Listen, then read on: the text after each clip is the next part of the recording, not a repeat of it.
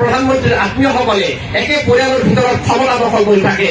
ইয়াক ৰোধ কৰিবলৈ বংশবাদ বিৰোধী ৰাজনৈতিক আইন প্ৰণয়ন কৰক। 10 এপিএল বিপিএল সমাজক বৈশ্বিক অধিকাৰ দিয়ক। আজি বিশ্বায়নৰ যুগত ভাৰতীয় মানুহৰ বিশ্বজনীন স্বাধীনতা মাত্ৰ 3% ধনী শ্ৰেণীত সীমাবদ্ধ হৈ পৰিছে। বাকী 97% সাধাৰণ নাগৰিক দেশৰ সীমা, দৰিদ্ৰতা, অৰ্থনৈতিক দাসত্বত বন্দী। এই আজি নৱপ্ৰজন্ম তেওঁলোকৰ শ্ৰেষ্ঠতম প্ৰদৰ্শন কৰিবলৈ বিশ্বৰ যিকোনো দেশত উচ্চ শিক্ষা, ব্যৱসায় আৰু ঘূৰি ফুৰাৰ বৈশ্বিক অধিকাৰ পাব লাগে। সেইকাৰণে দক্ষিণ এছিয়াৰ দেশসমূহৰ মাজত ইউৰোপীয় ইউনিয়নৰ দৰে দক্ষিণ এছিয়ান ইউনিয়ন গঠন কৰিব লাগিব আৰু ৰাষ্ট্ৰসংঘ UNO উন্নীত কৰি সংযুক্ত ৰাষ্ট্ৰীয় চৰকাৰ UNG গঠন কৰিব লাগিব। এই উদ্দেশ্যে ভাৰত চৰকাৰৰ অধীনত শান্তি মন্ত্ৰণালয় মিনিষ্ট্ৰী অফ পিচ স্থাপন কৰিব লাগে, যাতে 1 নম্বৰ বিশ্বৰ শক্তিবোৰে দক্ষিণ এছিয়াত যুদ্ধ আৰু আধিপত্যৰ ক্ষেত্ৰ হিচাপে ব্যৱহাৰ নকৰে। 2 নম্বৰ ভাৰতক যুদ্ধৰ ভয়াৱহতাৰ পৰা সুৰক্ষিত ৰাখিব লাগিব। 3 নম্বৰ দৰিদ্ৰ আৰু মধ্যবিত্ত সমাজক বৈশ্বিক অধিকাৰৰ সুযোগ দিয়াকৈ বিশ্ব নাগৰিকত্ব লাভ কৰিব পাৰে। 4 নম্বৰ এপিএল আৰু বিপিএল সমাজে নিজৰ আন্তৰ্জাতিক ৰাজনৈতিক আৰু অৰ্থনৈতিক স্বাৰ্থ ৰক্ষাৰ বাবে আন্তৰ্জাতিক ভোটাধিকাৰ লাভ কৰিব পাৰে। 11 নম্বৰ ধনীৰ সীমাৰেখা নিৰ্ধাৰণ কৰি চৰকাৰক কাম কৰাৰ স্বাধীনতা দিয়ক। 3% ধনৱান সমাজৰ সদস্যসকলে উত্তৰাধিকাৰীৰ আইনৰ অনুসৰি পৰিশ্ৰম নকৰাকৈ আৰু পৰীক্ষাত নবহাকৈ বিশাল সম্পত্তি লাভ কৰে।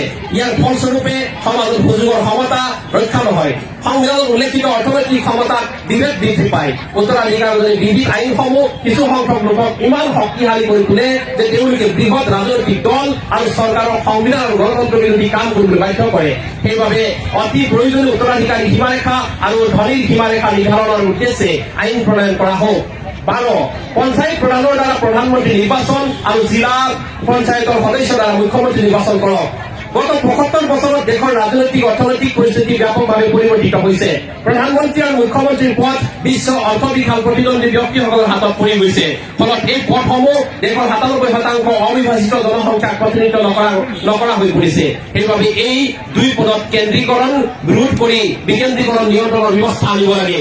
এই উদ্দেশ্যে প্ৰধানমন্ত্ৰী নিৰ্বাচনৰ অধিকাৰ লোকসভাৰ সাংসদৰ দ্বাৰা সভাপতিৰ কৰ্তন কৰি পঞ্চায়ত সভাপতি প্ৰধানলৈ স্থানান্তৰ কৰক। মুখ্যমন্ত্ৰী নিৰ্বাচনৰ অধিকাৰ বিধায়কৰ পৰিৱৰ্তে জিলা পৰ্যায়ৰ পঞ্চায়তৰ সদস্যলৈ স্থানান্তৰিত কৰক। সাংসদ আৰু বিধায়কক আইন প্ৰণয়ন আৰু বাজেট অনুমোদনৰ দায়িত্ব আগৰ দৰে বাহাল ৰাখক।